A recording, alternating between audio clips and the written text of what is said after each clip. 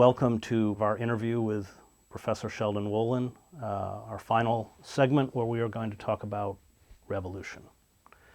When you have a system of totalitarianism, in this case inverted totalitarianism, when you have effectively fragmented and destroyed the notion of the public, when you have institutions that define themselves as democratic and yet have abandoned civic virtue and the common good, and in fact harnessed their authority and their power to the interests of corporations, which is about creating a neo-feudalism, a security and surveillance state, enriching a small global oligarchic elite, perpetuating the militarization of the society and superpower itself, which defines itself through military prowess. Is that a point at which we should begin to discuss revolution? I think it is, but I think the proper emphasis should be on discussing it carefully. That is to say, I mean by carefully, not timidly, but carefully in the sense that we would really have to be breaking new ground. And I think it's because of the nature of the forces we've been talking about that constitute a challenge, I think, the like of which hasn't happened before. And that we've got to be very sure, because of the interlocked character of modern society, that we don't act prematurely and don't do more damage than are really justifiable. So that I think revolution is one of those words that I'm not so sure we shouldn't find a synonym that would capture its idea of significant, even radical change, but which somehow manages, I think, to discard the physical notions of overthrow and violence that inevitably it evokes in the modern consciousness. And I don't have a solution to that, but I think that's required. I think the idea of revolution simply carries too much baggage, and the result of that is you're forced to fight all sorts of rearguard actions to say what you didn't mean because of the overtones and implications that revolution seems to have to the modern ear. So I think we do have to start striving for a new kind of vocabulary that would help us express what we mean by radical change without simply seeming to tie ourselves to the kite of previous notions of revolution. I think the contemporary condition, as I'm sure Marx would have been the first to acknowledge, is quite without precedent in terms of the concentration of capitalist power and of the relationship between capitalism and the state. It's always been there, but now we're talking about aggregates of power, the like of which the world has never seen, and the world that we have now come to see is in the throes of being integrated by those powers. So it's I think we really have to know when we're being trapped by our own language and need to, at crucial points, hold up that language for scrutiny and say maybe it needs to be rethought in a different direction or need to be modified in a serious way so that we're really making contact with what the world actually is. And yet in the archaic sense of the word, it's about a cycle. Revolution is about coming back. Yeah. In this sense, coming back to participatory democracy that we've lost. Yeah. And the popular notion of revolution, which you correctly point out, does not bear much resemblance to the historical reality of revolutions, in the sense that most revolutions, although violence are certainly part of it, most revolutions are finally nonviolent, in the sense that you have the armed forces in the case of the Cossacks going to Petrograd, in the Paris Commune, where the National Army refuses to turn in their arms and creates the Commune in 1871 in Paris. Even in contemporary situations, such as the downfall of the Shah in Iran in 1979, and the army refuses to fight. It is about converting intellectually, morally, ethically, those within the power structure who realize its decay, its corruption, its repression, and no longer are willing to sacrifice for it. Well, I guess I'm not quite certain. I'm not quite certain in the sense that I think your formulation would rely more than I would on trying to persuade the powers that be in the structure to change course or modify their behavior and modify their beliefs. And I don't think that's possible. Or if it's possible, it's not possible on a large scale. There might be deviants and rebels who would. But I really think it's to have the form that I think would really justify calling it revolution. I think it has to be generated and shaped outside the power structure. And I think because what you're trying to do is to enlist and educate groups and individuals who have not had a political education or experience of much of any kind, and so that your task is compounded. It's for those who think the basic problem is just seize power. You're still confronted by that in that formula with a population that's basically unchanged, and that you then face the kind of cruel choices of forcing them to change so that they can support your structure. So that the real, I think, really difficult challenge is to accompany the attempt to gain power with an equally strong emphasis on public education that makes it, so to speak, a potentially responsible repository of that power. No, I would totally agree that it has to be formed outside of power. But I'm wondering whether once you can create a revolutionary ideology and a force that contests power, one of the secrets to revolutionary success is that message, which is what Václav Havel would call living in truth, that message, once it penetrates the lower levels of power, and I'm thinking of like the police or the case those foot soldiers that are tasked with protecting an elite that they may very well view as venal, whether that can create or in revolutionary society creates enough paralysis within the structures of power that you can bring it down. And I covered the fall of East Germany, where in the fall of 1989, Erich Honecker, who had been in power for 19 years as the dictator, sent down an elite paratroop division to Leipzig because at that point they had 70,000 people massing in the streets.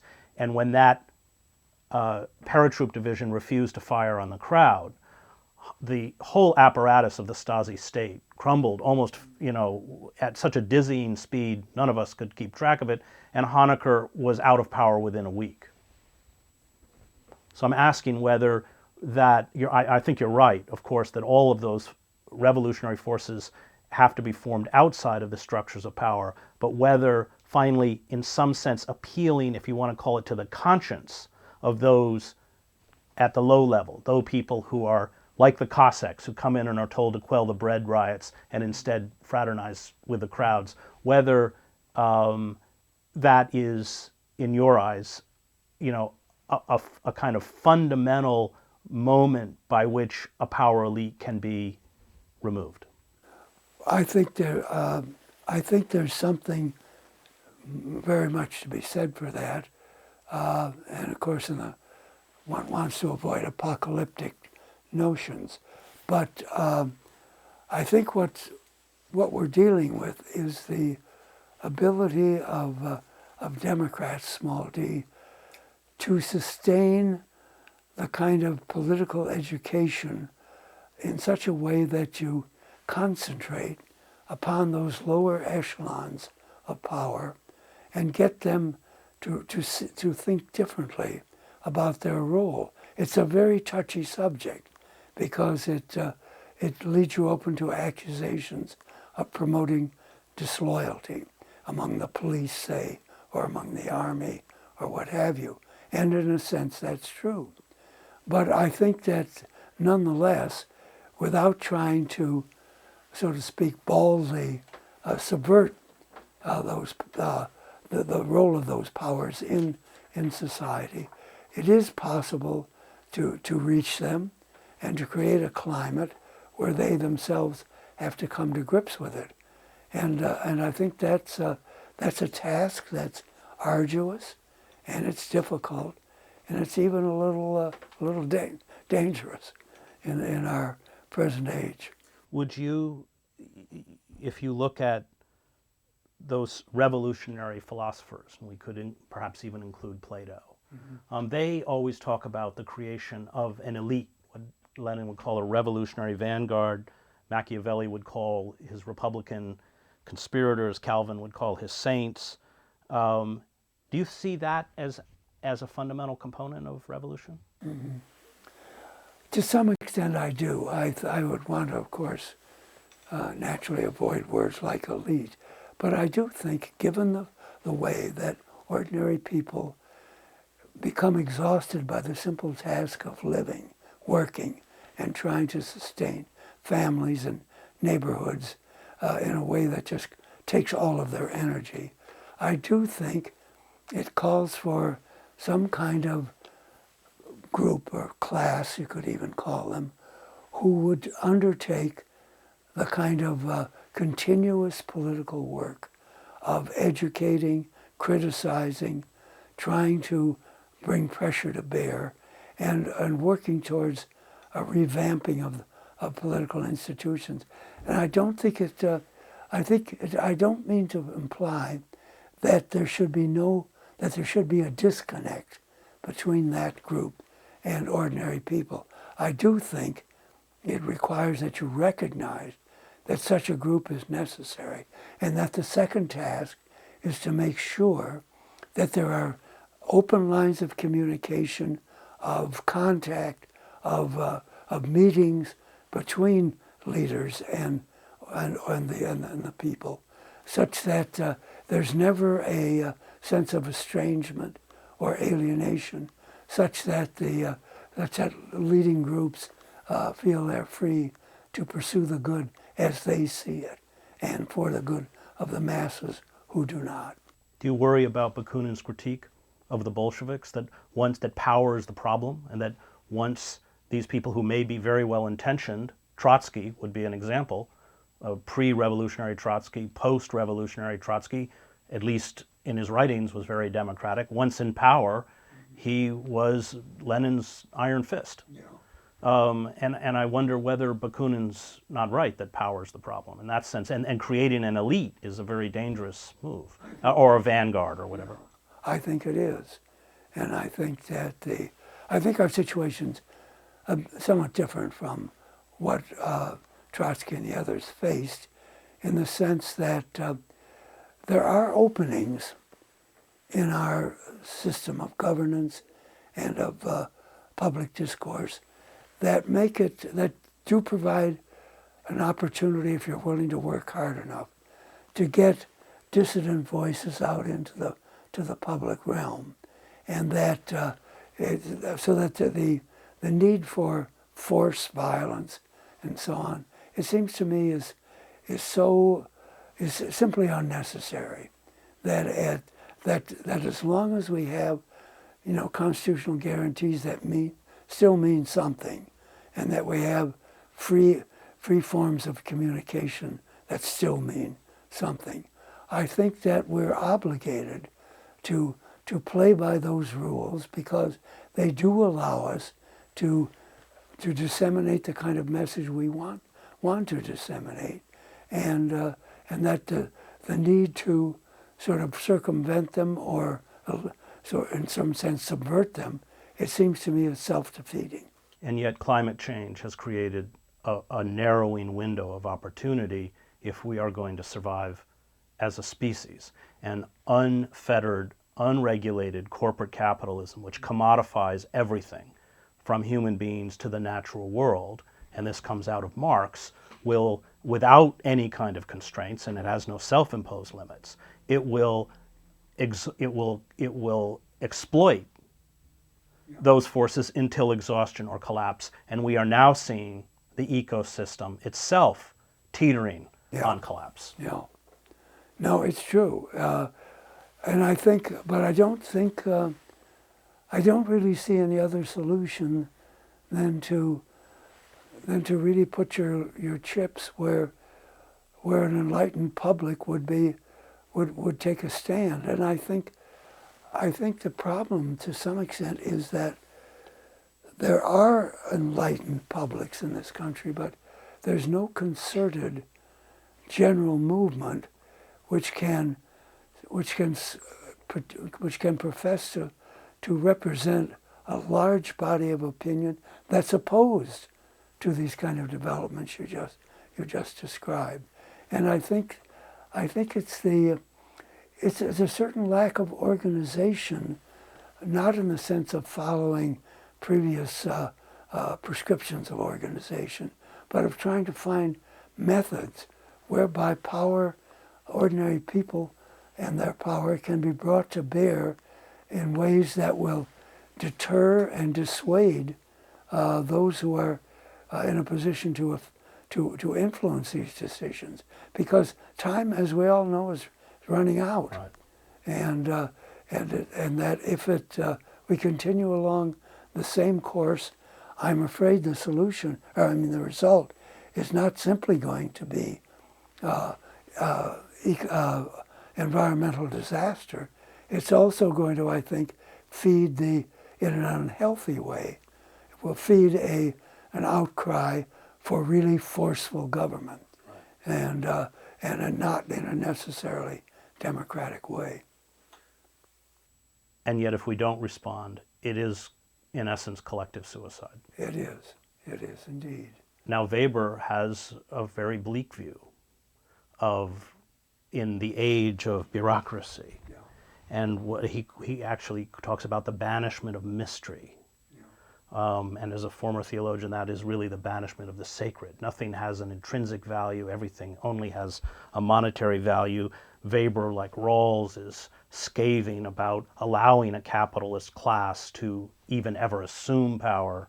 And Weber writes in Politics as a Vocation, which you cite in Politics and Vision, that the very figure that he holds up as a political hero, who resembles the classical hero, is some way, and holds on to civic virtue, can never overcome what the Greeks would call fortuna. Mm-hmm. And that finally you live in a world where you have the necessary passion of those who would carry the common good within them, thrown up against this massive monolith, this impersonal monolith of bureaucracy. And I wonder if, and because that is the reality, a reality that in many ways Weber discovered, and he, like, I think if you go back to classical writers like Augustine, would argue, and you know Weber better than I, but would argue that in some sense, or at least my reading of it is that in some sense he's calling for those of us who care about the common good and civic virtue to stand up in the face of a very bleak reality. And again, Augustine would do this while saying that in the end you can never create the kingdom of God, the city of man, city of God. And yet it finally becomes just a moral imperative. Whether you can actually succeed or not succeed I don't know if that's a fair characterization of Weber, is not really the question. The question is, how do you retain your own moral integrity in the face of these horrifically destructive forces? And in some ways, the question is not, can we succeed? And reading Weber, I think in some ways he would say you probably can't, but that you must resist anyway. I think that's a fair reading of him. I think that that for Weber, the truly important civic virtues were just exactly the ones that would assert themselves at a time when basic institutional values were at stake and human values were at stake, and that you don't win, or you win rarely, and if you win, it's often for a very short time, and that that's why politics is a vocation for Weber. It's not an occasional undertaking that we assume every 2 years or every 4 years when there's an election. It's a constant occupation and preoccupation. And the problem, as Weber saw it, was to understand it not as a partisan kind of education in the politicians or political party sense, but as in the broad understanding of what political life should be and what is required to make it sustainable. And so that he's calling for a certain kind of understanding that's very different from what we think about when we associate political understanding with how do you vote, or what party do you support, or what cause do you support. Weber is asking us to step back and say what kind of political order and the values associated with it that it promotes are we willing to really give a lot for, including sacrifice. And I think that it's that distinction between the temporary and the transient, and what's truly of more enduring significance, that sets Weber off against the group he hated, the relativists. He's calling us to a life of meaning. Yeah. Which you have exemplified. Yeah. Well, thank you very much, My Professor pleasure. Wolin. It's been a tremendous honor. You have had a tremendous influence on myself and many other, Cornel West and many, many others, and not only because of the power of your intellect, but the power of your integrity. Well, thank you. I've enjoyed it very much, and I thank you for the opportunity to talk.